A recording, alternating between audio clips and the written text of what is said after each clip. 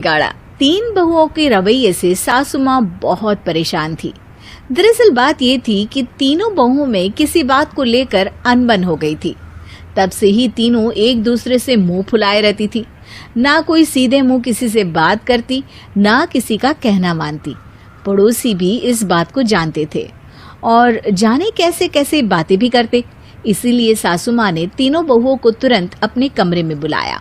मैं कई दिनों से देख रही हूँ, तुम तीनों अलग अलग सारे काम कर रही हो। ये सब नहीं चलेगा, तीनों को मिलकर ही काम करना पड़ेगा। सास की बात सुनकर एकदम से बड़ी बहू बोल उठती है। नहीं मम्मी जी, मैं इन दोनों के साथ कुछ नहीं कर सकती। मैं इस घर की बड़ी बहू हूँ, फिर भी ये मेरा कहना बिल्कुल भी नहीं मानती। अरे जेठानी जी, जानबूझकर मुझे डबल काम करवाती है आप। और छोटी मुझसे टेढ़े मुंह ही बात करती है। इन दोनों के बीच हमेशा सैंडविच बन जाती है मेरी, और मैं हमेशा आलू की तरह बीच में मसली जाती हूँ। मम्मी जी, इन दोनों को लगता है कि मैं छोटी हूँ तो इनके पैरों तले दब जाऊंगी, लेकिन नहीं, मेरा भी उतना ही अधिकार है जितना इन दोनों का है। बढ़िया आई दोनों मेरी चुगली करने के लिए, मुझे क्या कम समझ रखा है। तीनों बहू एक दूसरे से बहस करने लगती है और सास दोबारा ये देखकर टेंशन में आ जाती है और सबसे कहती है, चुप हो जाओ, अब से तुम तीनों सारे काम एक साथ करोगी। आंख बंद करके एक दूसरे की बात सुनोगी। तुम तीनों इस बात को गांठ बांध लो, वरना अगली छुट्टियों में तुम्हारा अपना मायके जाना कैंसिल। सास की बातें सुनकर डर के मारे तीनों हामी भर देती हैं। जी मम्मी जी, मैं समझ गई। हाँ मम्मी जी, जैसा आप कहें। आप जो कहेंगी मैं वही करूंगी। तीनों बहू सास की बात को गांठ बांध लेती है और वादा करती है कि अब से सारे काम वो तीनों एक साथ मिलकर ही करेंगी। ये सब देखकर सास खुश हो जाती है और वहां से चली जाती है। नीचे जाकर वो देखती है कि घर में शर्मा जी आए हुए होते हैं। सास जोर से आवाज लगाकर कहती है, अरे बहू, जरा चाय बनाकर तो लाना, शर्मा जी आए हैं। सास की बात सुनकर तीनों बहू तुरंत किचन की ओर भागती है और चाय बनाना शुरू कर देती है। मुझे तो एकदम मसाले वाली कड़क चाय पसंद है, तो हम शर्मा जी के लिए मसाले वाली चाय ही बनाएंगे। अरे नहीं दीदी, गर्मी के मौसम में मसाला चाय कौन पीता है? मैं तो शर्मा जी के लिए इलायची वाली चाय ही बनाऊंगी। ये कैसी बात कर रही हैं आप दोनों? मेरी मम्मी ने सिखाया है कि मेहमान को ज्यादा दूध और शक्कर वाली चाय देनी चाहिए, वरना वो घर वालों को कंजूस समझते हैं। तो मैं तो शर्मा जी को ऐसी ही चाय दूंगी। तीनों बहुएं अपने अपने तरीके से चाय में शक्कर, मसाला, पत्ती सब डाल देती है। उबलने के बाद तीनों मिलकर चाय बाहर लेकर जाती है और शर्मा जी और सासू माँ को देती हैं। चाय पीने के बाद शर्मा जी सासू माँ को देखकर शर्मा जाते हैं और शर्मिंदा महसूस करते हैं कि आखिर उन्होंने चाय पीने के लिए हामी क्यों भरी। सासू माँ भी चाय पीना शुरू करती है और कहती हैं, अरे बहू, ये कैसी चाय बनाई है? चाय है या मीठे दूध की बासुंदी? हाँ, चाय अच्छी नहीं लगी क्या? कोई बात नहीं, हम पराठा बनाकर लाते हैं। चलो चलो अंदर। हाँ हाँ चलो। हाँ आती हूँ मैं भी। नहीं नहीं, मेरा पेट चाय ने ही चौपट कर दिया, वही काफी है। पराठे से पोपट नहीं करवाना, मैं तो चलता हूँ। शर्मा जी चुपचाप पतली गली से निकल जाते हैं। अगले दिन सास बहुओं से कहती है, अरे बहू, जाओ जाके ऊपर के गेस्ट हाउस की सफाई कर दो। कल हमारे यहाँ मेरे दूर के रिश्तेदार आने वाले हैं, तो पूरे कमरे को चमका देना, समझी? तीनों बहू सास की बात को मानकर ऊपर सफाई करने चली जाती हैं और तीनों कमरे की सफाई चालू कर देती है। बड़ी बहू मकड़ी के जाले साफ करती है, तो बीच वाली झाड़ू लगाना और छोटी वाली सर्फ डालकर जमीन धोना शुरू कर देती है। अरे दीदी, जेठानी जी, अभी मैंने पूरी फर्श धोई और आप फिर से धूल नीचे गिरा रही हैं। और मछली जेठानी जी, आप बिना झाड़ू की धूल यहाँ छटक रही हैं। अरे तीनों को साफ करना है, एक साथ सफाई करते हैं ना।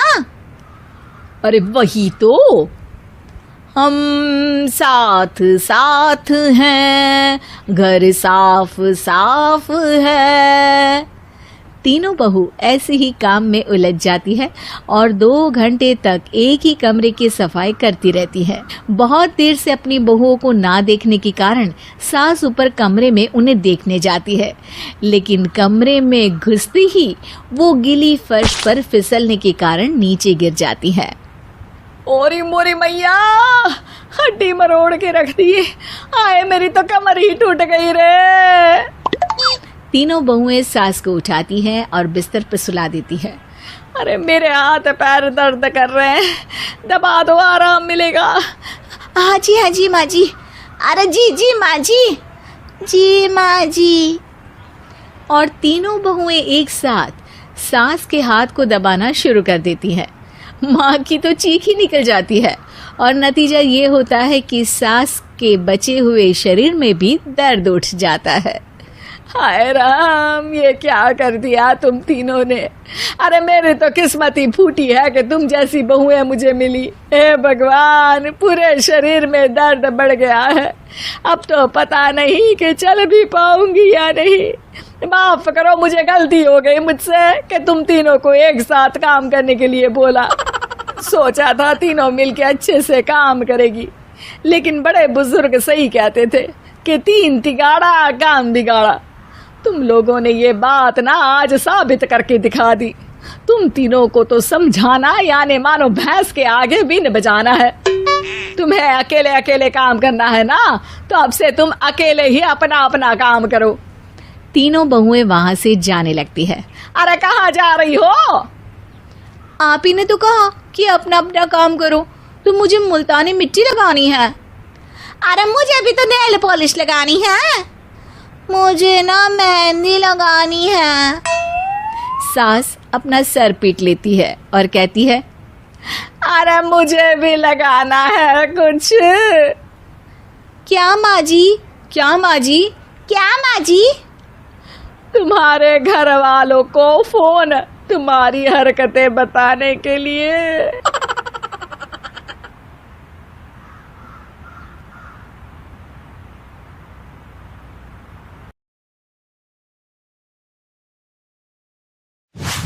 एक शाम प्राची टीवी पर सीरियल देख रही होती है, तभी उसकी सास वहां आती है।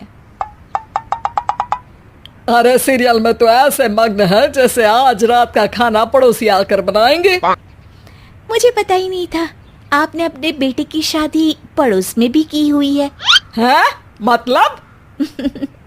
मतलब इस घर में सारा काम बहू ही करती है, आप तो सिर्फ खर्राटे मारती हैं। अच्छा जी, फिलहाल तो तुम आराम फरमा रही हो, चलो जाओ, ये मेरे टीवी देखने का समय है। आहा, इसीलिए मुझे भगाया जा रहा है। सॉरी, अब तो बिल्कुल नहीं जाऊंगी। प्राची की इस बात पर दोनों सास बहू के बीच टीवी रिमोट के पीछे बच्चों जैसे छीना झपटी शुरू हो जाती है, जिसके बीच श्लोक भी काम से घर वापस आ जाता है। आज मेरी चूहे बिल्ली की जोड़ी किस बात पर झगड़ रही है? अरे तेरे बीवी मुझे टीवी ही नहीं देखने दे रही। अरे तुम्हारी मम्मी मुझे खाना बनाने के लिए फोर्स कर रही है। अरे वाह, ऐसे बेतुके रीजन पर तो बच्चे भी झगड़ा नहीं करते। अरे मुझे कुछ मत बोल, सब इसने ही शुरू किया है। हाँ हाँ, जैसे आप तो बहुत दूध की धूली है ना। अरे बस दोनों चुप। प्राची जाओ, खाने की तैयारी करो।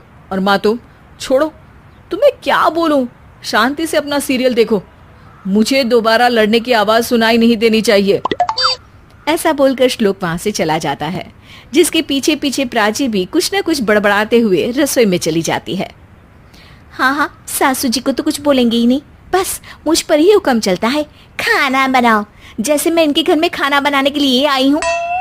इसी तरह शाम बीतती है और रात को श्लोक और प्राची की सास खाना खाकर सोने चले जाते हैं, लेकिन प्राची गुस्से में कुछ खाए बिना काम में ही लगी रहती है। इस घर में किसी को घंटा फिक्र नहीं पड़ता, मैं खाऊं या भूखी रहूं। प्राची कुछ देर के लिए रसोई से बाहर जाती है और जैसे ही वापस आती है तो वहां दूध का भरा ग्लास देखकर हैरान रह जाती है। फिक्र पूरी है, बस दिखाना नहीं है। प्राची दूध पीकर सोने चली जाती है और अगली सुबह एक बार फिर सास बहू का कार्टून नेटवर्क स्टार्ट हो जाता है। ये तुमने ही किया है। अरे अजीब जबरदस्ती है, मैं बोल रही हूँ मैंने कुछ नहीं किया। दोनों ने मिलकर पूरे घर को पागल खाना बनाया हुआ है। यहाँ कोई नॉर्मल इंसान तो रह ही नहीं सकता, इसीलिए अब पड़ोसी क्या रिश्तेदार भी घर आने से कतराते हैं। और सुन बेटे, तू भी चंगा, तेरी माँ भी चंगी, तेरी बीवी भी चंगी, रिश्तेदार। हाँ जी, आपको नहीं पता क्या, गंगाधर ही शक्तिमान है, रिश्तेदार ही। हाँ हाँ बस समझ गया। कभी जानवरों जैसे लड़ेंगी तो कभी जुगलबंदी करेंगी। भाई मैं आप दोनों के बीच में नहीं फंसना चाहता। सास बहू की इस मनमौजी जोड़ी से परेशान होकर श्लोक अपना सिर खुजलाता वहां से चला जाता है। चलो अब मैं भी कीर्तन में जा रही हूँ। इस पर जैसे ही सास कमरे में अपना पर्स लेने जाती है तो वहां नाश्ते की प्लेट रखी देख मुस्कुराने लगती है और नाश्ता करके घर से बाहर निकलते हुए कुछ पैसे टेबल पर रख जाती है, जिसके कुछ देर बाद सिलेंडर वाला घर आता है। ओ मुरी मैया, मैं सिलेंडर के बारे में तो बिल्कुल भूल ही गई थी। घर खर्च के सारे पैसे भी मम्मी के पास है और श्लोक से बोला तो उल्टा 4 बात सुनाएंगे। प्राची ये सोच ही रही होती है कि अचानक उसका चेहरा चमक उठता है और वो घर में आकर इधर उधर देखने लगती है। तभी उसकी नजर टेबल पर रखे पैसों पर पड़ती है, जिन्हें वो सिलेंडर वाले को दे देती है। ये सब श्लोक देख लेता है। अच्छा बेटे, इतना बड़ा घोटाला, सबके सामने मैं तेरी दुश्मन और पीठ पीछे तेरी मेरी यारी। इस पर श्लोक एक प्लान बनाता है और शाम को सब एक साथ बैठे होने पर बोलने लगता है। माँ, तुम दोनों की बहुत लड़ाई होती है, इसलिए मैं सोच रहा हूँ कि प्राची को उसके घर छोड़ाऊं, इससे वो भी खुश रहेगी और तुम भी। अचानक श्लोक की ये बात सुनकर सास बहू शौक से उसकी तरफ देखती हैं। अरे ऐसे कैसे घर छोड़ाओगे, मुझे कहीं नहीं जाना। अरे तुमने बोला नहीं पर मैंने सुन लिया, तुम्हें मम्मी के साथ रहना अच्छा नहीं लगता, मुझे पता है। अरे वो अरे, जब बहू खुद कुछ काम बोले तो वो तुझे सुनता नहीं, और अब जो इसने बोला ही नहीं वो तू समझ गया। जब उसे नहीं जाना तो फिर जबरदस्ती क्यों कर रहा है? अच्छा, फिर आपको मौसी के घर छोड़ाता हूँ। बस अब आप दोनों एक घर में एक छत के नीचे नहीं रह सकती। मैं इस टॉम एंड जेरी की जोड़ी को और नहीं झेल सकता। है? ऐसे कैसे नहीं रह सकते? तुम्हें इतनी दिक्कत है तो तुम्हारा बोरिया बिस्तर पैक कर देती हूँ, लेकिन मम्मी जी कहीं नहीं जाएंगी। बिल्कुल यही सुनना था मुझे। अगर दोनों में इतना ही प्यार है फिर हर वक्त ये लड़ाई का नाटक क्यों करती हो? देखा मैंने कैसे माँ किचन में दूध रखती है और तुम उनके लिए कमरे में नाश्ता रखती हो, और कैसे वो पहले ही तुम्हारी दिक्कत समझकर घर में पैसे रखकर बाहर जाती है। अरे भाई, इतना ड्रामा तो डेली सोप में भी नहीं होता जितना तुम दोनों ने इस घर में फैलाया हुआ है। तू हमें टॉम एंड जेरी बोलता है ना, तो याद कर वो दोनों भी एक दूसरे को बाहर वालों की बुरी नजर से बचाने के लिए हमेशा सबके सामने लड़ते थे, लेकिन अकेले में दिक्कत के समय मदद भी तो करते थे। बस हमारा रिश्ता भी कुछ ऐसा ही है।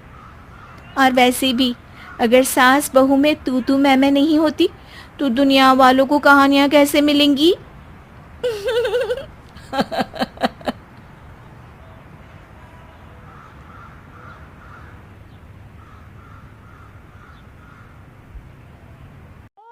हॉरर कहानियां थी।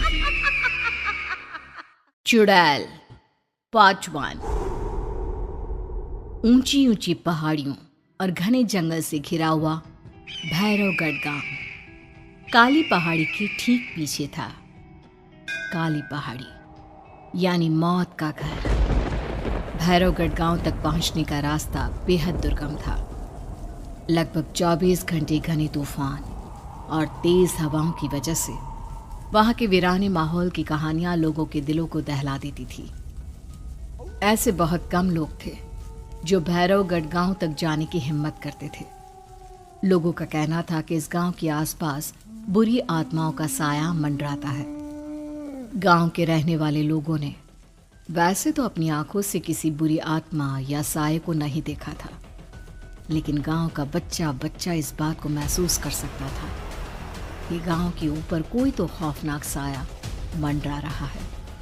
और उसकी वजह ये थी कि उस गांव में जैसे ही कोई लड़का 18 साल का होता, उसके 18वें जन्मदिन की रात ठीक 12 बजे अकस्मात उसकी मौत हो जाती। हर बार ये मौतें बड़े ही रहस्यमयी ढंग से होती और इस बार सरपंच सुमेर के बेटे को 18 साल होने में अब बस 15 दिन बाकी थे। अजी सुनते हैं, हमारा बेटा भी कुछ दिन बाद 18 साल का हो जाएगा। कहीं वो डायन उसे भी खा गई तो? कैसी बातें कर रही हो? जब वो इस गांव में ही नहीं है तो कोई भी डायन या बुरा साया उसका कैसे कुछ बिगाड़ सकता है? उसे कुछ नहीं होगा। हाँ जानती हूँ, आपने उसे पढ़ाई के बहाने इस गांव से बाहर निकाल शहर भेज दिया है, लेकिन ये भी तो सच है ना कि वो बार बार यहाँ आने की जिद करता रहता है। वो चाहे कितनी भी जिद कर ले जानकी, पर मैं उसे इस गांव में कभी वापस नहीं आने दूंगा। मैं नहीं चाहता कि गांव के दूसरे लड़कों की तरह मेरे बेटे की भी अजीबोगरीब ढंग से मौत हो जाए। कभी कभी तो लगता है कि हम सब गांव वालों को हिम्मत करके अपने गांव को इस बुरी आत्मा से छुड़वा लेना चाहिए। लेकिन कौन जानता है आखिर वो खतरनाक साया किसका है? वो काली आत्मा कौन है जो रातों रात हमारे गांव के लड़कों को निगल जाती है? सुमेर और जानकी जब ये सारी बातें कर रहे थे तब रात के लगभग 10 बज चुके थे और हर रात की तरह भैरवगढ़ गांव एक भयानक काले तूफान की आगोश में था। बाहर चल रही तेज हवाएं और बारिश के बीच कभी कभी ऐसा लगता जैसे कोई बुरी तरह से चीख रहा है। किसी के तड़पने और चीखने की आवाजें गांव के कानों में बार बार टकराती, पर वहां रहने वाले किसी भी औरत या आदमी के अंदर इतना साहस नहीं था कि वो अपने घर से बाहर कदम रख के उन आवाजों तक पहुंच सके। सो जाओ जानकी और घर के खिड़की दरवाजे कसकर बंद कर दो। अब जानकी सब खिड़कियां ठीक से बंद करने ही लगती है कि तभी उसे अपने घर के दरवाजे पर जोर जोर से खटखटाने की आवाजें सुनाई देती है। इन आवाजों को सुनकर जानकी और सुमेर के चेहरे डर से पीले और हाथ पैर ठंडे पड़ जाते हैं।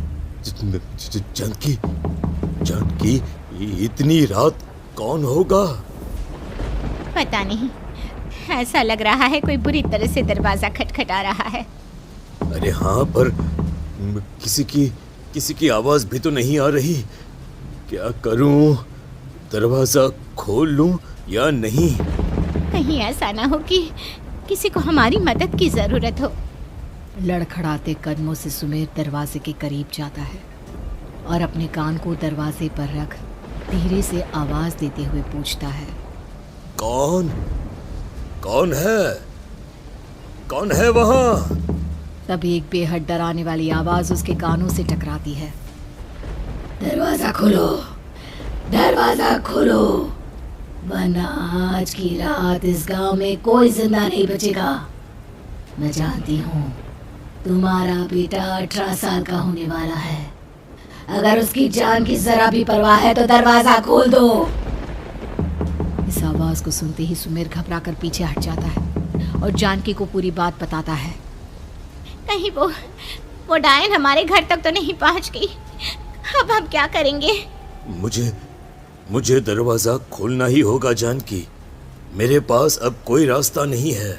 इतना कहकर सुमेर डर से अपनी दोनों आंखें कसकर बंद करता है और कांपते हाथों के साथ झटके से दरवाजा खोल देता है। तभी किसी के जोर से हंसने की आवाज सुमेर और जानकी को सुनाई देती है।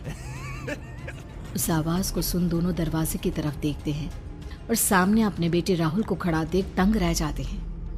राहुल के हाथ में उसका मोबाइल होता है जिसमें से वो आवाज बज रही थी। ये क्या मजाक है? और तू यहाँ, तुझे मना किया था ना गांव में आने को, समझ में नहीं आता क्या? 18 साल का होने वाला है तू। माँ, आप लोग भी पता नहीं किन अंधविश्वास भरी बातों पर भरोसा करते हैं।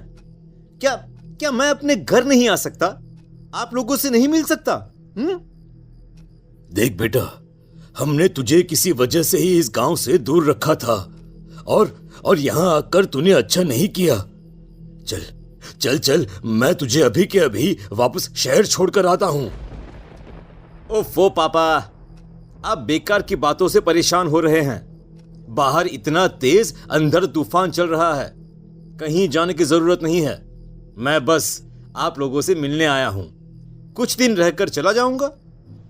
दिमाग खराब हो गया है इस लड़के का, नहीं जानता कि इस गांव में ये सुरक्षित नहीं है।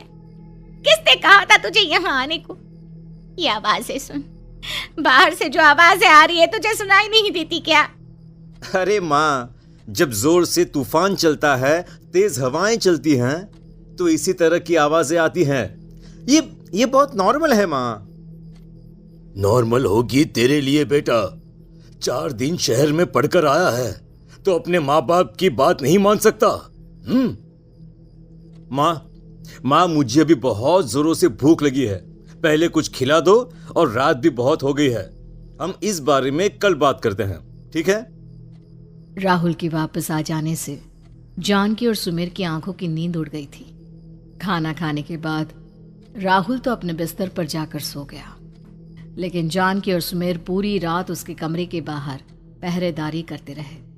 उन्हें पल पल इसी बात का डर था कि कहीं उनके बेटे को कुछ हो ना जाए। रात बीतती है, सुबह का सूरज निकलता है। अब जैसे ही वो राहुल को नींद से जागते देखते हैं तो उन दोनों के दिल को सुकून मिलता है। अरे माँ, पापा, आप अभी तक यहीं बैठे हैं क्या? पूरी रात सोए नहीं?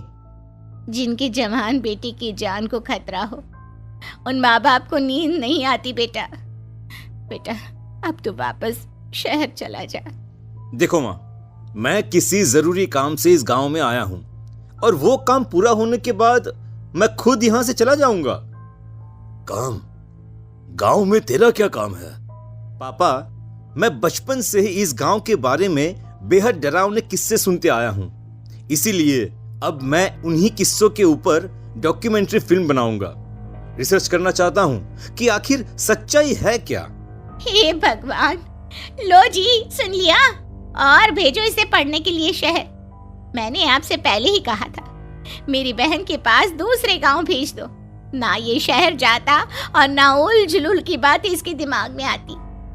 जानकी और सुमेर राहुल को समझाने की बहुत कोशिश करते हैं, पर वो किसी की बात नहीं सुनता और अपना कैमरा लेकर गांव की पास वाली काली पहाड़ी की तरफ निकल जाता है। अब राहुल जैसे ही काली पहाड़ी पर पहुंचता है, उसकी नजर पहाड़ी के ठीक बीचों बीच बनी एक पुरानी झोपड़ी पर पड़ती है।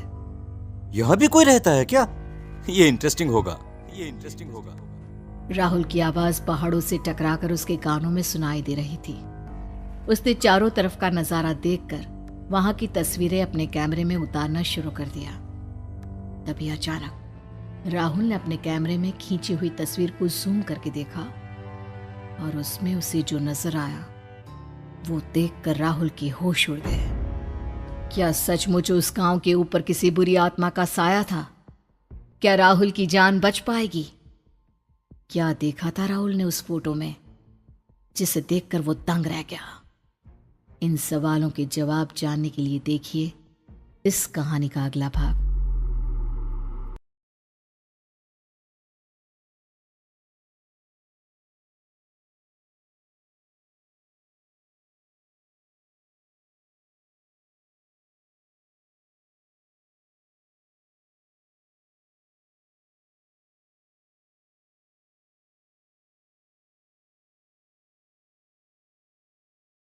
पीले दांत वाली बहू।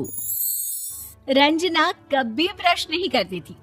उसे कितनी बार उसके माँ बाप ने डांटा, लेकिन उसका कोई असर उस पर होता ही नहीं था, जिस कारण से उसके दांत पीले पीले हो जाते हैं। शादी के बाद अरे बहू, वैसे तो तुझ में कोई कमी नहीं है, पर तेरे दांत इतने पीले कैसे हैं बेटा?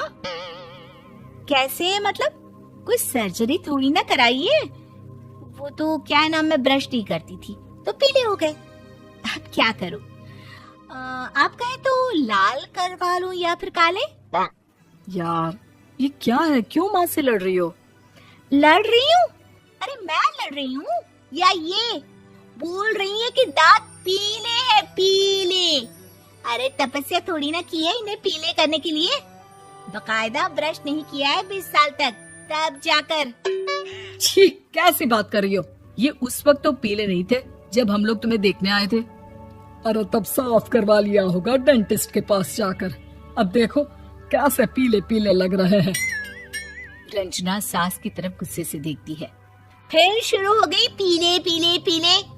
अरे पीले तो तब भी थे जब मेरे हाथ का रसगुल्ला उड़ा उड़ा कर खा रही थी और बोल रही थी, लड़की नहीं गुणों का खजाना दे रहे भाई साहब आप। खैर, अब वो लोग करते भी तो क्या करते, पीले दांत वाली बहू पल्ले पड़ी थी तो झेलना तो था ही। एक दिन कीर्तन में रंजना गाना गा रही थी। अरे कमला बहन, माँ का द्वार है, यहाँ तो सब शुद्ध होकर आते हैं, फिर अपनी बहू को ब्रश भी नहीं करवाती तुम। दूर से पीले पीले दांत भक्ति में बाधा उत्पन्न कर रहे हैं। अरे कोई 2 साल के बच्चे थोड़ी ना लेकर आई हूँ मैं बहू बनाकर। अच्छी खासी लड़की है, अरे कैसे करवाऊं ब्रश? ये तो उसे खुद करना चाहिए ना। अब माँ बाप तो इसके जैसे तैसे निपटा दिए, ये नहीं सोचा कि सास कैसे संभालेगी। सास बहू को लेकर घर आ जाती है, लेकिन सोच लेती है कि अब इसे लेकर कहीं नहीं जाएगी। अगले रोज बहू कहती है, अरे क्या हो गया, मंदिर नहीं जाना क्या? कीर्तन का वक्त हो रहा है। मेरी मधुर वाणी से कान्हा जी जागते हैं और सोते हैं। आप तो जानती है ना उनकी भक्ति में कितना मन लगता है मेरा। वो क्या है ना, तबीयत ठीक नहीं लग रही है मेरी, आराम करूंगी मैं। तबीयत ठीक नहीं लग रही? अभी तो मिथुन के गाने पर नाच रही थी आप, और अब बोल रही है कि तबीयत ठीक नहीं लग रही। अरे भक्ति में मन लगा लो सासू माँ, ऊपर जाना है, क्या मुंह दिखाओगी आप? हाँ, सास को बहू की बात पर गुस्सा आ जाता है। मैं क्या मुंह दिखाऊंगी, इसकी चिंता तो ना कर, समझी? अपने मुंह की चिंता कर, जो ये पीले पीले दांत लेकर हर जगह पहुंच जाती है। पता है लोग कितना मजाक बनाते हैं। ना जी ना, मैं नहीं जाना कहीं तेरे साथ। तो ये बात है। कोई ना, मत जाओ, मैं अपने कमरे में ही बैठकर भक्ति कर लूंगी। ऊपर वाला दांत थोड़ी ना देखता है, मन देखता है, भावना देखता है। और अरे बस बस, तू सब कुछ दिखा, बस ये सफेद चमकदार दांत ना दिखाना किसी को, है? जा यहाँ से। बहू को सास की बात का कोई फर्क नहीं पड़ता, वो तो जैसी थी वैसी ही रह जाती है। सुबह नहाकर किचन में खाना बनाना, फिर खाना खाना, कीर्तन भजन करना और सो जाना। एक दिन, माँ जी मैं सहेली के घर जा रही हूँ, शाम को लेट आऊंगी। हाँ हाँ, तो जाना, मैंने कौन सा तेरी आरती करनी है घर पर बैठकर। रंजना सहेल के घर जाती है, जहाँ वो पार्टी में जाने की तैयारी कर रही होती है। अरे शिखा, कहाँ जाने की तैयारी कर रही है? मैं गलत वक्त पर आ गई क्या? अरे नहीं यार, उल्टा सही वक्त पर आ गया। मैंने ये साड़ी और ज्वेलरी निकाली है यार, शाम को इनके ऑफिस की एक पार्टी में जाना है। बताना कैसा लग रहा है ये सब? नहीं यार, इस ड्रेस के साथ तो वो वाली ज्वेलरी अच्छी लगेगी। हाँ हाँ, सही बोल रही है, मैंने ध्यान ही नहीं दिया। वैसे तो हमेशा से मस्त फैशन सेंस रखती है। तो बड़ा जाती होगी ना पति के साथ पार्टी में। रंजना कुछ नहीं बोलती, बस सोचती है कि यार काश ये बात सही हो जाती, पर मैं क्यों नहीं जाती पार्टी में? क्या इन लोगों की कोई पार्टी होती नहीं होगी? रंजना घर आती है और रात में पति से सवाल करती है, एक बात बताइए, आप मुझे किसी पार्टी में क्यों नहीं ले जाते? क्या आपकी यहाँ ऑफिस में पार्टी नहीं होती? पति बेचारा क्या कहता कि दांत पीले हैं तुम्हारे इसलिए। अरे कोई पार्टी होती नहीं हम लोगों के ऑफिस में, तो कहाँ से लेकर जाऊं? और मार्केट, मॉल, कहीं वीकेंड घूमना, कहीं तो। अरे यार, सारे हफ्ते में एक छुट्टी मिलती है, तो सोचता हूँ कि आराम ही कर लूं। क्यों? रंजना मन मार के रह जाती है। पहले कभी सास के साथ मंदिर जाया करती थी, लेकिन वो भी सास ने ले जाना बंद कर दिया। घर बैठी बैठी रंजना बोर हो जाती है। तभी उसे आइडिया आता है और वो मायके जाने का सोचती है। सासू माँ, 2 दिनों के लिए मम्मी के घर जा रही हूँ। अच्छा अच्छा, ठीक है, आराम से जा। और हाँ, माँ से कुछ अच्छी आदत सीख कर आना कि कैसे शरीर के हर भाग की तरह दांतों की सफाई भी जरूरी होती है, समझी? शुरू हो गई ना आप। वो लोग आपकी तरह नहीं है कि छोटी छोटी बात का बतंगड़ बना दे। उन लोगों के लिए मैं मायने रखती हूँ, ना कि मेरे पीले पीले दांत। रंजना माँ को बिना बताए उन लोगों को सरप्राइज देती है, लेकिन जैसे ही वो दरवाजे पर पहुंचती है, अंदर देखती है कि घर वाले कहीं जा रहे होते हैं। अब माँ, काश रंजना दीदी के दांतों वाली प्रॉब्लम नहीं होती तो वो भी हम लोगों के साथ चलती ना बुआ जी की बेटी की शादी में। हाँ बेटा, लेकिन अब उसे कौन समझाए कि उसको उसके पीले दांत नहीं दिखते, लेकिन उसके आसपास के लोगों को कितना एम्बैरेसिंग फील कराते हैं। मुझे तो कितनी बार उसके स्कूल की टीचर ने शिकायत की कि उसके साथ कोई लड़की बैठना भी नहीं चाहती, और ना ही कॉलेज में कोई उससे बात करना चाहता था। लेकिन पता नहीं क्यों उसे ये बात समझ में ही नहीं आती। कोई कमी नहीं है उस लड़की में, बस यही कि दांत पीले हैं। वो तो भला हो जीजा जी और उनकी माँ का, जो दीदी को जैसी है वैसे ही रखा हुआ है। रंजना को अपने घर वालों की बात सुनकर बहुत दुख होता है। वो सोचती है कि वो क्या करे, लेकिन फिर वो सीधा डेंटिस्ट के पास जाती है, अपने दांत चमकाती है और कसम खाती है कि वो रोज ब्रश करेगी। और क्या हो गया, तुम तो 2 दिनों के लिए गई थी ना, पर कोई ना, अच्छा है, चलो आ गई तो। रंजना सास के सामने आकर खड़ी हो जाती है और पूरी स्माइल करती है, उसके चमकदार दांतों को दिखाती हुई। हैं? चले मंदिर। माँ, मुझे माफ कर दीजिए, मैंने आप लोगों को बहुत एम्बैरेसिंग फील करवाया। मैं आज से रोज ब्रश करूंगी।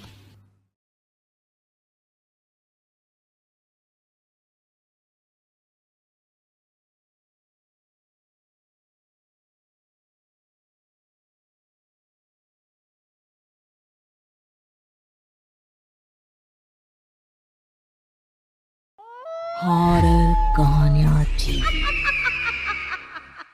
काला जादू। अपने बेटे रिशु के माथे से टपकते हुए पसीने को देखकर सविता की हालत खराब हो गई। ऐसा आज पहली बार नहीं हुआ जब रिशु नींद से घबरा कर जागा है। हाय मेरा बच्चा, न जाने किसकी नजर लग गई है तुझे। जब से मेरे बच्चे ने 10वीं के एग्जाम में स्कूल टॉप किया है, तब से रोज बुरे बुरे सपने आने लगे हैं। हाँ माँ, मैंने आज फिर से एक काले साए को देखा। वो यहीं मेरी आंखों के सामने खड़ा था। माँ मुझे बचा लो माँ। वो मुझसे कह रहा था कि मुझसे बदला लेगा। माँ कहीं ये प्रशांत। चुप कर, कैसी बात कर रहा है? दोबारा उसका नाम मत लेना। तुझे पता है ना, उस प्रशांत ने आत्महत्या कर ली, तो बार बार उसका नाम मत लिया कर। मम्मी, क्या सच में प्रशांत ने आत्महत्या की थी? चुप कर, बहुत सवाल पूछता है आजकल। और फिर रात के वक्त सविता के पूरे घर में एक अजीब सा काला धुआं छाने लगा। गहरी नींद में सोई सविता की जैसे ही आंख खुली, उसका दम घुटने लगा। वो दौड़कर रिशु के रूम की तरफ गई, जहां उसके दरवाजे पर घूमती एक काली परछाई देख वो बुरी तरह से घबरा गई। कौन है वहाँ? कौन है? सामने आओ। ये मैं हूँ, तुम्हारी काली करतूत।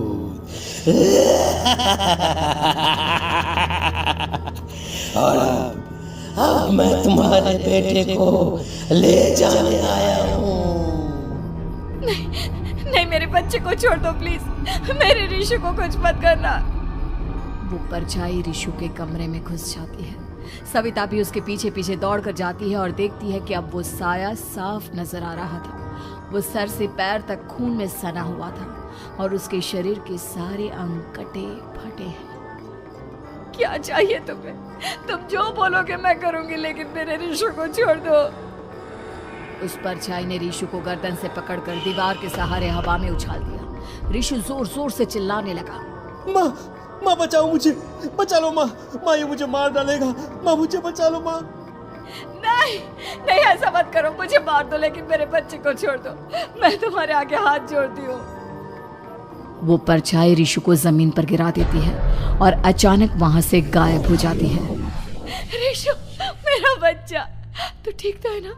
कुछ बोल बेटा, क्या हुआ है तुझे? मैं ठीक हूँ माँ। क्या हुआ था यहाँ पर? कुछ नहीं बेटा, कुछ नहीं, तू परेशान मत हो। हम कल ही गांव के बाहर जो तांत्रिक महाराज रहते हैं उनके पास चलेंगे। ठीक है माँ, हम जल्द ही उनके पास चलेंगे। मुझे बहुत डर लग रहा है माँ, ये बार बार मुझे डरावने सपने आना, ये सब हमारे साथ क्यों हो रहा है माँ? अगले दिन सविता अपने बेटे ऋषु को लेकर गांव के बाहर तांत्रिक के पास जाती है। जिस जगह पर तांत्रिक रहा करता था वो जगह बहुत डरावनी थी। चारों तरफ कंकाल और खूब भूतियां नजर आ रही थी।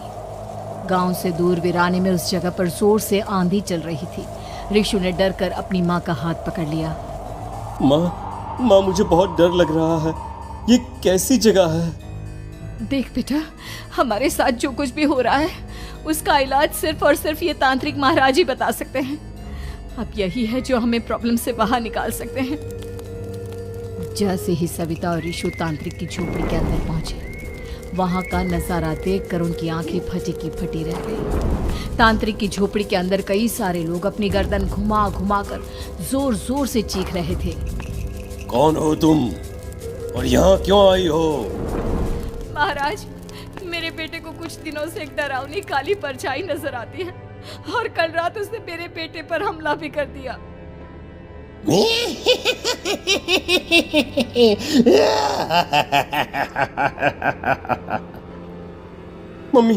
मम्मी हमें यहाँ से चलना चाहिए, ये जगह मुझे ठीक नहीं लगती। नहीं बेटा, ऐसा नहीं कहते। रुक जाओ, 2 मिनट के लिए रुक जाओ। क्या कहा? काली परछाई? तुम्हारे बेटे पर किसी काली परछाई ने हमला किया? हाँ महाराज, वो कह रही थी कि वो मेरे बेटे को कुछ कर देगी। कोई उपाय बताइए महाराज, मेरे बेटे के साथ कुछ गलत नहीं होना चाहिए। तुमने किसी दूसरे के साथ गलत किया है तो तुम्हारे साथ भी गलत होकर ही रहेगा। तुमने किसी की जान ली है, किसी को मार डाला है तुमने। नहीं महाराज, मैंने ऐसा कुछ नहीं किया, मैंने किसी की जान नहीं ली। मुझे कोई उपाय बताइए। लगता है तुम इतनी आसानी से नहीं मानोगी। मैं तुम्हें अभी उस काली परछाई से मिलवा देता हूँ और वही सारा सच तुम्हारे सामने लेकर आएगा। सविता और ऋषु ने डर के मारे अपनी आंखें बंद कर ली। तभी अचानक तांत्रिक की झोपड़ी में अजीबोगरीब आवाजें गूंजने लगी। सविता और ऋषु बुरी तरह से कांप रहे थे। आंखें खोलो और अपने सामने देखो। क्या यही है वो जिससे तुम कल रात को मिली थी? बताओ मुझे। हाँ, इसने कल रात मेरे बेटे के ऊपर हमला किया था। ये उसी लड़के की भटकती हुई आत्मा है जिसे कुछ दिन पहले तुमने मार डाला था। मम्मी ये महाराज क्या कह रहे हैं? क्या सच में आपने किसी की जान ली है, किसी को मार डाला है? अगर हाँ तो बताइए ना मम्मी, किसको मारा है आपने, किसको? तुम्हारी माँ इतनी आसानी से सच नहीं बताएगी बेटा। इसने एक बच्चे की जान ली है। कहीं उसका नाम प्रशांत तो नहीं महाराज? वो मेरा दोस्त है, मेरा मतलब मेरा पड़ोसी है। सही पहचाना। देखा सविता, तुम्हारा खुद का बेटा भी जानता है कि तुमने किसी के प्राणों की बलि चढ़ा दी और इसीलिए अब उसकी बुरी आत्मा तुम्हारे घर में भटकती है। मुझे माफ कर दीजिए महाराज, मुझसे बहुत बड़ी गलती हो गई। प्रशांत हमारे पड़ोसी का बेटा था। हर बार उसके नंबर मेरे बेटे से ज्यादा आते थे और इसलिए मैंने उसके कमरे के बाहर काला जादू किया था, पर मुझे नहीं पता था कि वो मर जाएगा। तुम्हारे उसी काले जादू वाली गुड़िया के अंदर एक बुरी आत्मा थी जिसने उस बच्चे के दिमाग पर बुरा असर कर दिया और उसी की वजह से उस लड़के ने अपनी बालकनी से कूदकर आत्महत्या कर ली। इसकी वजह सिर्फ और सिर्फ तुम हो, तुम। नहीं महाराज, जो कुछ भी हुआ मुझे नहीं पता था कि प्रशांत अपनी जान दे देगा। प्रशांत की आत्मा इस वक्त तुम्हारे सामने खड़ी है, हमसे बात करना चाहती है। बोलो क्या कहना चाहते हो? मैं जीना चाहता था, बड़ा होकर कुछ बनना चाहता था, आपके बेटे से मुझे कोई परेशानी नहीं थी। अरे वो तो मेरा अच्छा दोस्त था। मुझे माफ कर दो बेटा, मुझसे बहुत बड़ी गलती हो गई, मुझे माफ कर दो। माफ करने से मुझे वापस जिंदगी नहीं मिल जाएगी। मेरे माँ बाप आज भी मेरे लिए रोते हैं। आपने मेरे साथ बहुत गलत किया है, बहुत गलत। और तभी अचानक प्रशांत की आत्मा वहां से गायब हो जाती है। सविता जोर जोर से रोने लगती है। सुन लिया तुमने? ये तुम्हारे अपने ही किए हुए पाप हैं जो इस तरह से तुम्हारे सामने आ रहे हैं। माँ, ये आपने अच्छा नहीं किया। सिर्फ 10th बोर्ड के एग्जाम में मैं टॉप कर पाऊं, इसलिए आपने मेरे दोस्त के ऊपर काला जादू कर दिया। नहीं मम्मी, नहीं, अब हम कभी खुश नहीं रह पाएंगे, कभी नहीं। मेरे दोस्त की आत्मा को कभी शांति नहीं मिलेगी मम्मी, कभी नहीं। लेकिन मैंने जो कुछ भी किया सिर्फ तुम्हारे लिए किया। वो लड़का हमेशा फर्स्ट पोजीशन पर आ जाता था और इस वजह से हमेशा तुम्हारे मार्क्स कम पड़ते थे। मैंने तो सिर्फ उस पर एक छोटा सा काला जादू किया था बेटा। मुझे क्या पता था कि उसका ये नतीजा निकलेगा। जिस गुड़िया को तुमने उस लड़के के कमरे के दरवाजे पर लगाया था, दरअसल उसके अंदर एक बुरी आत्मा का प्रवेश हो गया था, जैसा कि अक्सर काला जादू करते समय हो जाता है। मुझे अपनी गलती का एहसास हो गया है। मैं प्रायश्चित करना चाहती हूँ। आप बताइए मैं क्या करूँ? प्रशांत के घर जाकर उस काली गुड़िया को वहां से निकालकर यहाँ लेकर आओ। मैं उसे आग में जलाकर राख कर दूंगा और उसके बाद प्रशांत की आत्मा को हमेशा के लिए मुक्ति मिल जाएगी। अगली रात सविता चुपचाप अपने पड़ोसी प्रशांत के घर जाती है। प्रशांत के माँ बाप प्रशांत की मौत के बाद उस घर को छोड़कर हमेशा के लिए वहां से चले गए थे। जैसे ही सविता उस घर के अंदर कदम रखती है, उसका सामना अजीबोगरीब हैवानियत से भरी आवाज़ों से होने लगता है। ऐसा लग रहा था जैसे कोई बुरी तरह से चीख रहा हो। सविता जैसे ही प्रशांत के कमरे के बाहर पहुंचती है, वहां पर लटकी हुई गुड़िया के शरीर से खून टपकने लगता है। ये क्या हो रहा है? इस गुड़िया के शरीर से खून क्यों टपक रहा है? सविता हिम्मत करते हुए उस गुड़िया को वहां से उतारने की कोशिश करती है, लेकिन तभी अचानक से बहुत भयानक दिखने वाली औरत उसकी आंखों के सामने आकर खड़ी हो जाती है। मैं यहाँ से कहीं नहीं जाऊंगी, और अगर तूने मुझे यहाँ से हटाने की कोशिश की तो मार डालूंगी मैं तुझे। नहीं नहीं, मुझे तुम्हें यहाँ से ले जाना ही होगा, नहीं तो मेरा बेटा, उसकी जान को खतरा है। मैं तुम्हें नहीं छोड़ सकती। अगर तुम्हारे अंदर हिम्मत है तो मुझे इस घर से बाहर ले जाकर दिखाओ। और ऐसा कहकर वो औरत सविता के ऊपर हमला कर देती है और उसे हवा में उछाल उछाल कर जमीन पर पटकती है। लेकिन तभी अचानक मौका देखकर सविता अपने हाथ में ली हुई सुई उसके हाथ में चुभो देती है। हाथ में सुई लगते ही वो औरत जमीन पर तड़पने लगती है। ये क्या किया तूने? ये क्या कर दिया? तुझे ऐसा नहीं करना चाहिए था। तांत्रिक ने मुझे कहा था कि तुझसे जीतने का सिर्फ यही एक तरीका है जिससे मैं अपने पापों का प्रायश्चित कर सकती हूँ और अपने बेटे की जान बचा सकती हूँ। और उसके बाद वो डरावनी दिखने वाली औरत एक छोटी सी जादुई गुड़िया में तब्दील हो गई और सविता ने उसे ले जाकर तांत्रिक को दे दिया। तांत्रिक ने जादुई गुड़िया को आग के हवाले कर दिया।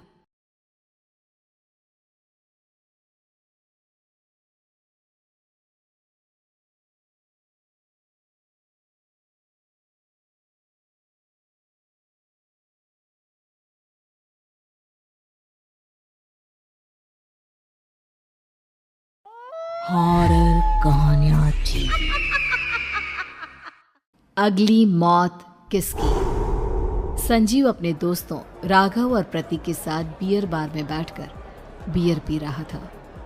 संजीव आज बहुत खुश लग रहा था। अरे यार, आज की पार्टी में तो मजा आ गया।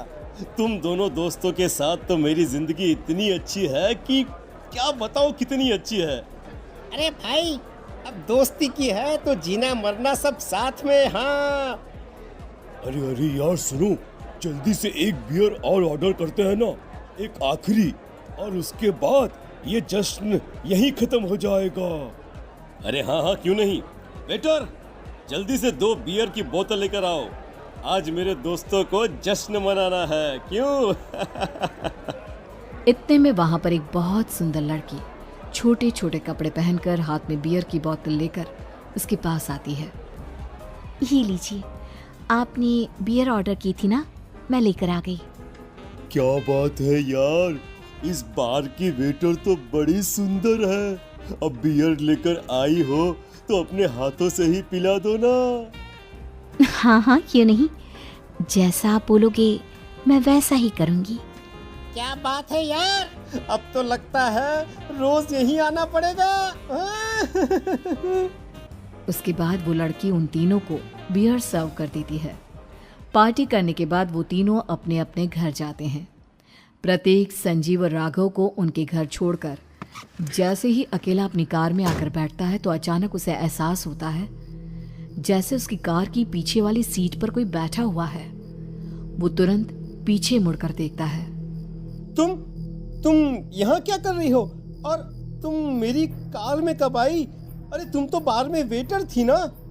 बस ऐसे ही मेरा दिल कर रहा था आपके साथ आपके घर चलने का, इसलिए मैं आपके साथ चली आई। अरे लेकिन तुम मेरी कार में आई कब? अभी कुछ देर पहले तो यहाँ पर मेरे दोस्त बैठे हुए थे। प्रतीक के इतना बोलते ही उस लड़के का चेहरा खतरनाक तरीके से बदल जाता है। उसकी आंखें पत्थर की तरह सफेद और पूरे शरीर पर नीली नीली नसें उभर आती है।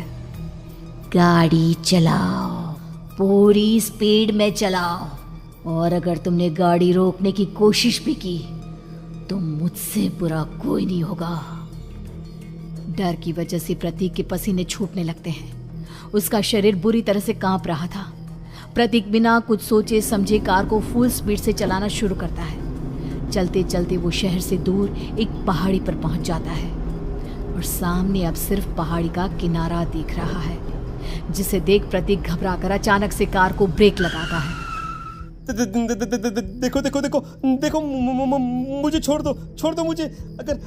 अगर मैंने गाड़ी जरा सी भी आगे बढ़ाई तो हम दोनों नीचे गिरकर मर जाएंगे। ये तो तुम्हें पहले सोचना चाहिए था ना। अब कुछ नहीं हो सकता।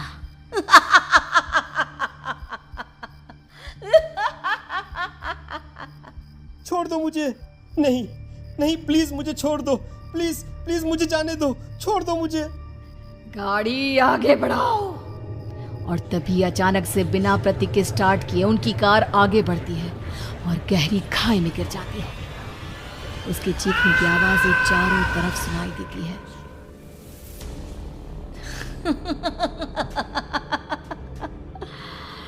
तुझे मारकर मेरे कलेजे में जल रही आग को थोड़ी शांति तो मिल गई, लेकिन अभी ये कहानी खत्म नहीं हुई।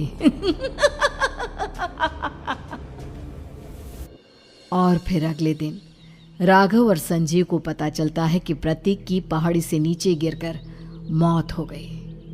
अरे कल रात की तो बात है यार, हम सब बैठकर पार्टी कर रहे थे, लेकिन मेरी एक बात समझ में नहीं आ रही। राघव शहर से इतना बाहर उस पहाड़ी पर इतनी रात को क्या करने गया था?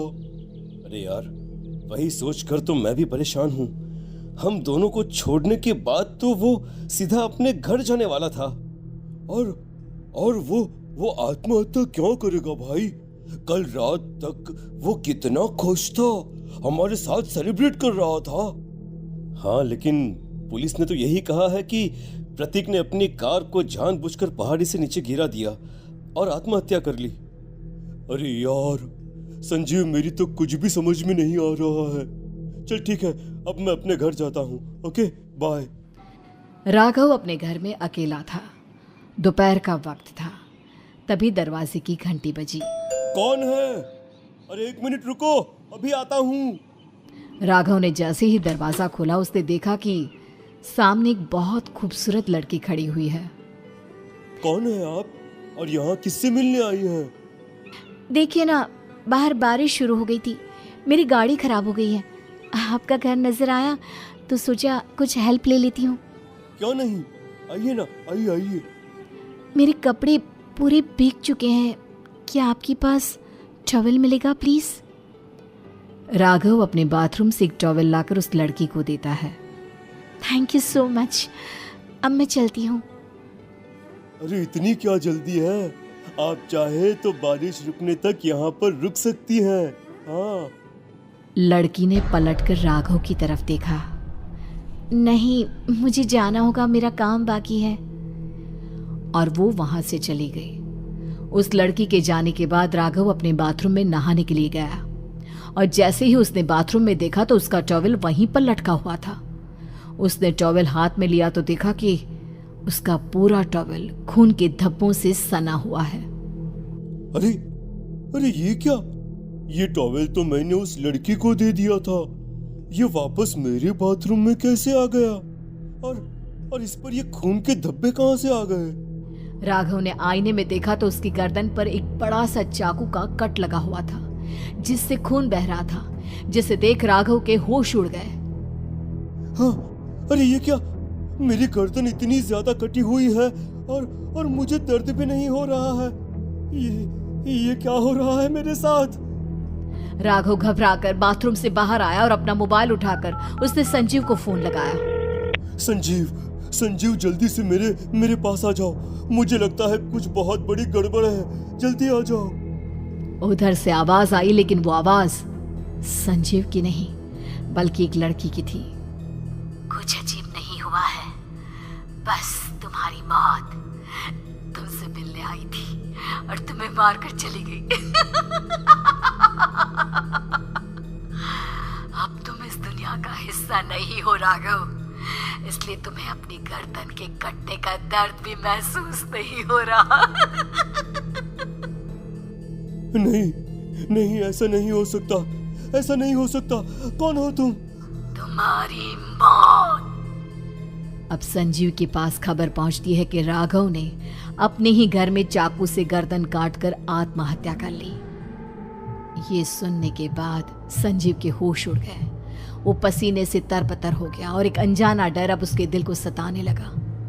संजीव के साथ ही उसका एक छोटा भाई राजीव भी रहा करता था। अपने भाई को इस तरह परेशान देखकर राजीव उसके पास आया। अरे भैया, क्या हुआ भैया? आप इतने घबराए हुए क्यों लग रहे हैं? प्रतीक और राघव की मौत, मेरा मतलब मेरी कुछ समझ में नहीं आ रहा भाई। अचानक से मेरे दोनों दोस्तों ने आत्महत्या क्यों कर ली? अरे वो तो मेरी भी समझ में नहीं आ रहा है भैया। हाँ, हो सकता है कि कोई परेशानी होगी और इसीलिए उन्होंने ऐसा किया होगा। हाँ, लेकिन दोनों की जिंदगी में एक साथ परेशानी और दोनों का इतनी खतरनाक तरीके से आत्महत्या करना, कहीं ऐसा तो नहीं मैं भी मर जाऊंगा? अरे आप ऐसी बातें क्यों कर रहे हैं भैया? वैसे ही मैं इतना परेशान हूँ। जब से अंजलि ने मेरा साथ छोड़ा है तब से सब कुछ बहुत अजीब सा हो गया है। रोज रात को डरावने सपने आते हैं। ऐसा लगता है जैसे अंजलि बार बार मेरे सपनों में आकर मुझे डराने की कोशिश करती है। अंजलि का नाम सुनते ही संजीव की आंखें फट गई और उसके गले में आवाज अटक गई। उसके चेहरे पर घबराहट साफ नजर आ रही थी। कौन थी वो लड़की जिसने प्रतीक और राघव को आत्महत्या की आड़ में मौत के घाट उतार दिया? और कौन थी अंजलि जो बार बार राजीव के सपनों में आकर उसे डरा रही थी? अंजलि का नाम सुनकर संजीव इतना घबरा क्यों गया? इन सवालों के जवाब जानने के लिए देखिए इस खतरनाक कहानी का अगला भाग।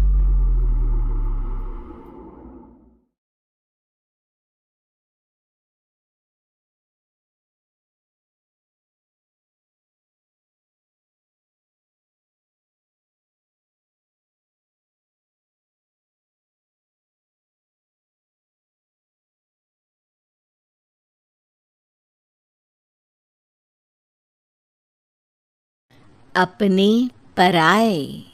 घर की लड़ाइयाँ कितनी भी हो, लेकिन ये भी सच है कि किसी पर कोई आपत्ति हो तो अपना ही परिवार साथ देता है। भैया, मेरे पीछे पुलिस लगी है, प्लीज मुझे बचा लो। रवि और राज दो भाई, लेकिन दोनों में कभी नहीं पटी। अरे क्या हुआ छोटे, क्या कर दिया तूने? अरे कुछ नहीं भैया, मेरा दोस्त है ना राजू, वो मुझे लेकर बैंक गया था। मुझे नहीं पता भैया कि वो वहाँ बैंक लूटने जा रहा है। मैं उसके साथ बैंक में घुसते ही सीसीटीवी कैमरे में दिख गया हूँ। अब पुलिस मुझे ढूंढ रही है भैया, मुझे बचा लो। राज कुछ सोचता है, फिर कहता है, ओके, तुम यहीं रुको, मेरा एक दोस्त पुलिस में है, मैं बात करता हूँ। तभी वहां रवि की बीवी राज की बीवी के साथ आ जाती है। तुम लोगों के घर जब तक पुलिस का आना जाना है, बच्चों को यहीं छोड़ दो, उन पर असर ठीक नहीं पड़ेगा। तभी वहां पुलिस आ जाती है। चलो चलो, कौन है रवि, थाने चलो। मैंने कुछ नहीं किया, मुझे कुछ नहीं पता। अरे वो तो पुलिस स्टेशन चलकर ही पता चलेगा कि कुछ पता है कि नहीं, चलो। कहानी का फ्लैशबैक। भैया मुझे मेरे मकान में हक चाहिए ही चाहिए। अरे लेकिन छोटे, अभी मेरे बच्चों पर काफ़ी खर्चा है, तेरी भाभी की भी तबीयत ठीक नहीं रहती, बजट बिल्कुल नहीं है कि मैं अलग होकर रहूं। देख लो भैया, 1 महीना है तुम्हारे पास, जल्दी से घर खाली कर दो। अरे कैसी बात कर रहे हैं भैया, मेरे शरीर में अभी इतनी हिम्मत भी नहीं कि घर को खाली करें। तो क्यों अपना पोषण बेचा भाभी? अरे तुम तो जानती हो, पिताजी की बीमारी के कारण उन्हें हमारी ज़रूरत थी, कैसे आते पैसे। ससुर जी तो बूढ़े थे भाभी, उनकी बीमारी में भी पैसे लगाना कौन सा अकल का काम था? तो क्या पिताजी को मैं मरने के लिए छोड़ देता? अरे रवि तू तो समझ, पापा को हमारी ज़रूरत थी, उन्होंने हमारे लिए हर वो काम किया जिससे हमें खुशी मिले। बैक टू रवि जो जेल में बैठा है। ये मैंने क्या कर दिया था? मैं ना पिता का हुआ ना ही भैया का। मेरे साथ जो हो रहा है ठीक ही हो रहा है। तभी वहां पुलिस वाला आता है। रवि तुमसे कोई मिलने आया है। भाभी आप यहाँ क्यों आई? पुलिस स्टेशन है ये भाभी। भैया आपकी जगह मेरा भाई होता तो क्या मैं नहीं आती? अच्छा ये खाना ले लीजिए, खा लीजिएगा। आपके भैया लगे हैं वकीलों और पुलिस वालों से बात करने में, डरने की कोई बात नहीं, जब आपने गुनाह किया ही नहीं तो सज़ा भी नहीं मिलेगी। रवि भाभी को देखकर रोने लगता है। घर में साक्षी चुपचाप बैठी होती है कि तभी सोनम कहती है, अरे साक्षी क्या हुआ, परेशान क्यों हो रही हो? भाभी अभी अभी पुलिस स्टेशन से खबर आई है, इन्हें बड़े जेल में शिफ्ट किया जा रहा है, मैं क्या करूंगी भाभी? रो मत, हम अच्छे से अच्छा वकील करेंगे। लेकिन उसमें तो बड़े पैसे लगेंगे दीदी, हम इतना पैसा कहाँ से लाएंगे? अरे क्यों, ये मकान है ना, और मेरे कुछ गहने भी है। साक्षी की आंखों में पानी आ जाता है। पर दीदी ये तो आप और भैया की मेहनत की कमाई है। पापा के बाद भी तो हम लोगों का सब खत्म हो गया था, पापा को तो बचा नहीं पाए, लेकिन भैया को ज़रूर बचा लेंगे, और भगवान चाहेंगे ना तो दोनों भाई मिलकर इससे भी बड़ा मकान खड़ा कर लेंगे। साक्षी। थोड़ी देर में राज वहाँ आता है। सोनम सही कह रही है साक्षी, पैसों की कमी के कारण किसी भी बेगुनाह को सज़ा नहीं मिलती। राज एक अच्छा सा वकील करता है। सोनम और साक्षी बचाए पैसे और अपने गहनों को बेचकर रवि का केस लड़ते हैं और जल्द ही रवि जेल से बाहर आ जाता है। रवि राज को गले लगाकर कहता है, भैया मुझे माफ़ कर दो, मुझे साक्षी ने सब कुछ बताया है। भैया आपने मुझ पर विश्वास किया, मेरे लिए दिन रात मेहनत की, भाभी ने अपने गहने तक बेच दिए। भैया आपने तो पापा के लिए भी पैसे नहीं देखे, लेकिन मैं बहुत ही सेल्फिश निकला। भैया एक आखिरी बार मुझे माफ़ कर दो, मैं शर्मिंदा हूँ। अरे भाई अपने तो अपने ही होते हैं, पापा ने हमारे लिए क्या नहीं किया ये तुम्हें बताने की ज़रूरत नहीं है मुझे। और फिर तू तो मेरा भाई है, पैसे से बढ़कर रिश्ते होते हैं भाई।